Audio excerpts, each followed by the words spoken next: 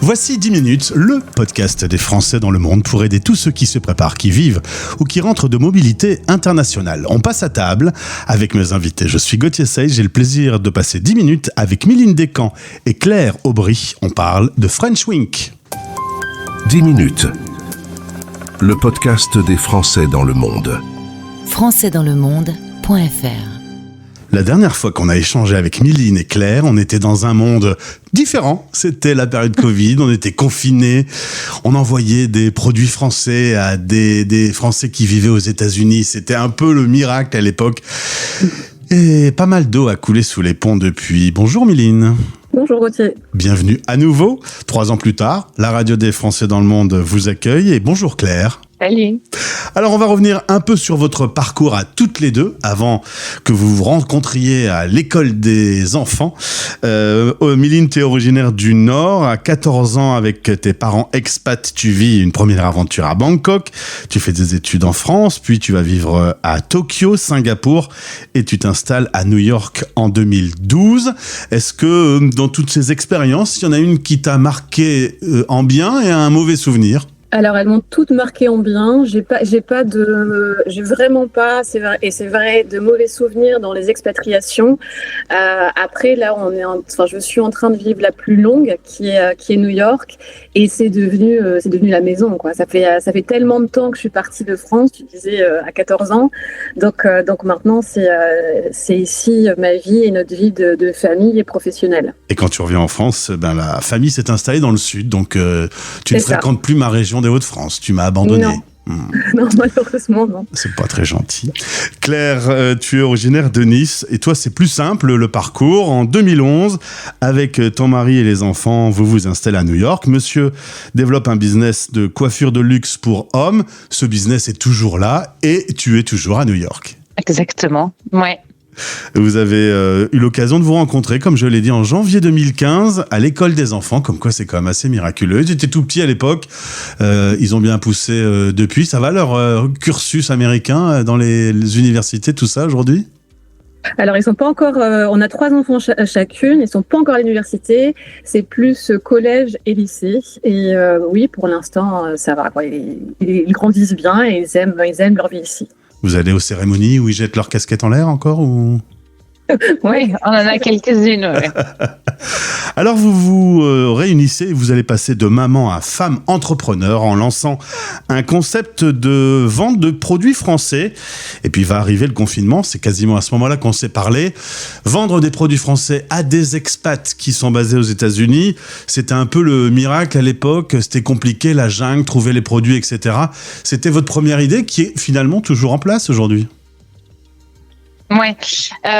L'idée, c'était vraiment aussi d'avoir un volet de tremplin pour les marques françaises qui voulaient gagner en visibilité sur le marché américain. Ça a toujours été l'idée de départ. Donc, au-delà, on n'est pas juste des revendeurs et on l'a jamais été.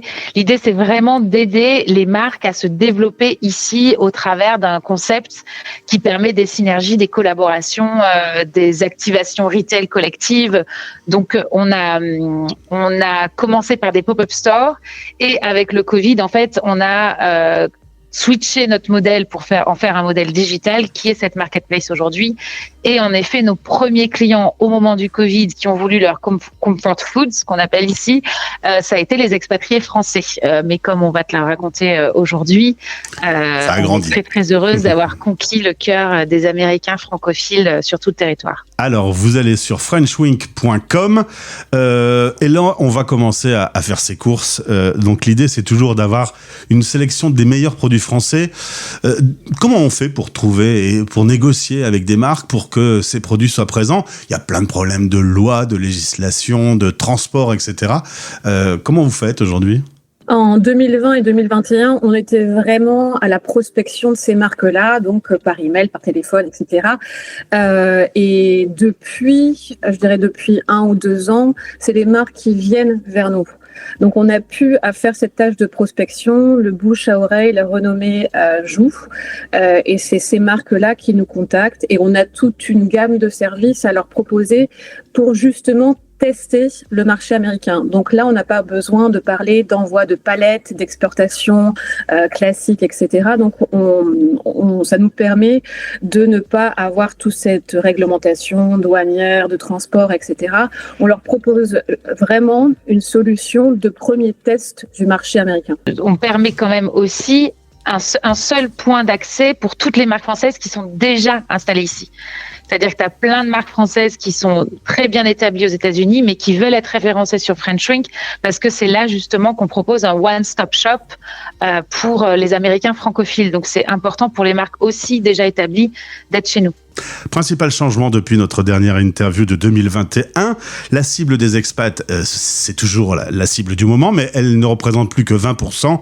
Il y a beaucoup d'Américains qui sont passionnés par la gastronomie française, les bons produits français, et eux prennent 80% de part de marché finalement. Et c'est vraiment notre cible actuelle, et ça l'est devenu depuis encore une fois 1 ou 2 ans. Et leur consommation est différente des expatriés français. Les francophiles américains sont très attirés par le packaging. Il faut qu'il soit français, Frenchy.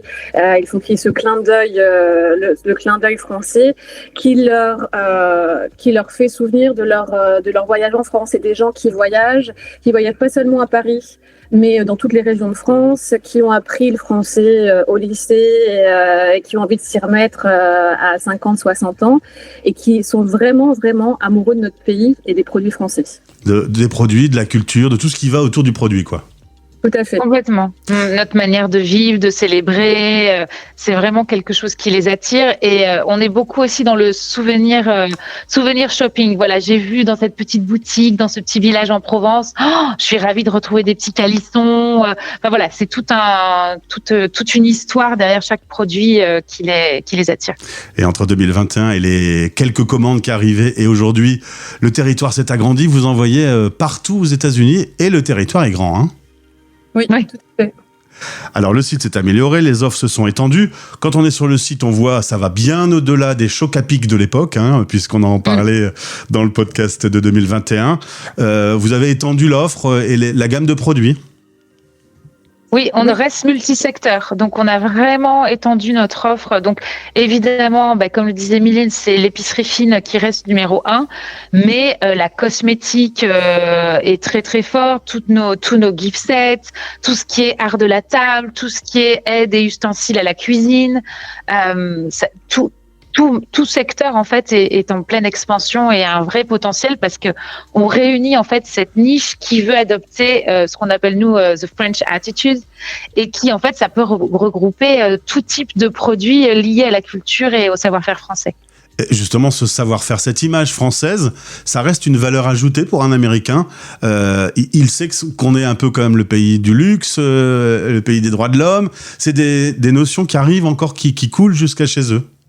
Et oui, complètement. Et il y a beaucoup d'Américains francophiles. Et tu vois, francophile, c'est en effet la culture française, la langue française, mais c'est ce savoir-faire et ce savoir-vivre, prendre le temps de bien apprécier les choses, de discuter, d'échanger, etc. C'est quelque chose qui les attire vraiment et qui les fait rêver. Alors aujourd'hui, vous répondez aux questions de la radio des Français dans le monde. Et il y a quelques jours, vous étiez sur un plateau de télé américaine sur News Haven. Et là, vous avez fait de la télé en américain. Comment ça s'est passé, ce souvenir ? Oui, c'était assez incroyable. C'était cet été. En fait, c'est pour la sortie de la 4e saison de Emily in Paris qu'on nous a contactés parce que cette chaîne locale faisait une rubrique sur cette thématique, et c'est vrai que nous on avait développé toute une collection Emily in Paris parce qu'à plusieurs reprises durant la saison, elle parle du chocolat Angelina Paris par exemple. On les a sur frenchwing.com. Évidemment, on a un béret qu'on fait depuis avec Maison Lolaire, que Maison Lolaire fait pour nous. C'est les maîtres bérets depuis 1840, donc on les référence aussi. On a rentré aussi le livre, je crois que c'est la collection Hachette, qui avait fait un livre sur les guides parisiens Emily in Paris. Donc c'est toute cette collection qui les a attirés, donc ils ont voulu parler de French Wink à cette occasion.